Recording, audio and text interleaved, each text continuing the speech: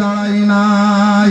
আল্লাহ পাক রব্বুল আলামিন তোমার সিনায় যে কোরআন আর হাদিসের জ্ঞান দান করেছে, ইলম দান করেছে, ওই ইলম আর জ্ঞানের তাজিমের খাতিরে, সম্মানের খাতিরে আমি আবু বকর দাঁড়িয়ে যাই। জোরে বলুন সুবহানাল্লাহ। সম্মান তাদের দিয়েছে, আমরা চিনতে শিখিনি, আমরা চিনতে শিখিনি।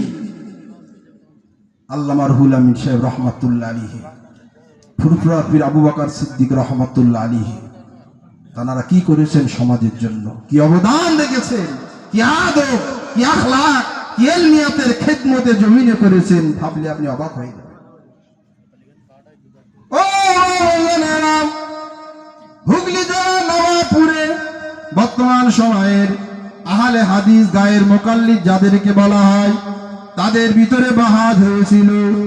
হুজুরের জীবনীতে হুজুরের ওই বাহাসটাই নিয়ে একটা কিতাব রচনা করা হয়েছে। আহলে হাদিসদের বিরুদ্ধে যে বাহাদ হয়েছিল, 3 দিন ধরে বাহাদ হয়েছিল। ওই বাহাদের সভাপতি ছিলেন ফুরফুরা শরীফের পীর আবু বকর সিদ্দিক রহমাতুল্লাহ আলাইহি। হানাফি মাযহাবের হয়ে, হানাফি মাযহাবের ব্যারিস্টার হিসাবে, প্রধান তার্কিক হিসাবে ছিলেন বসিরহাটের আল্লামা রুহুল আমিন সাহেব রহমাতুল্লাহ আলাইহি। জোরে বলুন সুবহানাল্লাহ।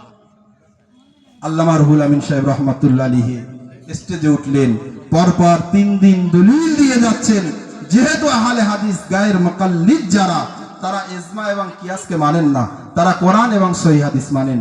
আল্লামা রুহুল আমিন সাহেব রহমাতুল্লাহ আলাইহি 3 দিনই আল্লাহর কোরআন থেকে এবং সহিহ হাদিস থেকে দলিল দিয়েছিলেন, যে দলিলের বিনিময়ে আহলে হাদিসরা লাজবাব হয়ে গিয়েছিল। 3 দিন পরে তাদের আর কোনো উত্তর খুঁজে পাওয়া যাচ্ছিল না। দাদা হুজুর পীর কেবলা রহমাতুল্লাহ আলাইহি আমাশার রোগী ছিলেন, অসুস্থ মানুষ, গুটি গুটি পায়ে 3য় দিনে আস্তে আস্তে স্টেজে গেলেন।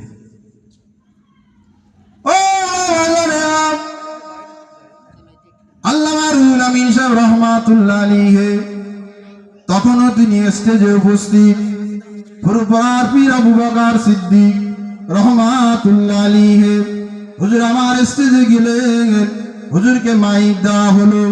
হুজুর আমার মাইক দিয়ে ঘোষণা করেছিলেন, ও বাংলার মুসলমানেরা শুনে রাখো, ও হুগলি জেলা নওয়াবপুরের মানুষেরা শুনে রাখো, আমি ফুরফুরা পীর আবু বকর ঘোষণা দিয়ে দিলাম, আজ থেকে রুহুল আমিনের লকাব হলো আল্লামায়ে বাঙ্গাল। জোরে বলুন সুবহানাল্লাহ।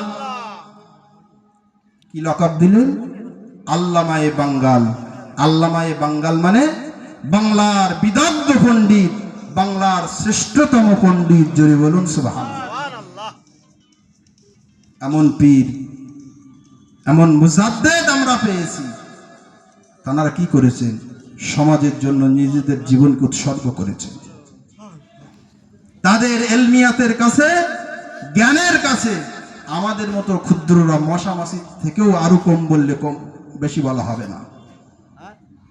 কিন্তু আজও আমরা সেই দাদা হুজুর আল্লামা রুহুল আমিন সাহেব রহমাতুল্লাহ আলাইহি তাদেরকে চিনতে শিখিনি। অনেকে বলবেন যে কোরআন হাদিস বাদ দিয়ে দাদা হুজুর মানতে যাব কেন? অবশ্যই ভালো কথা তো,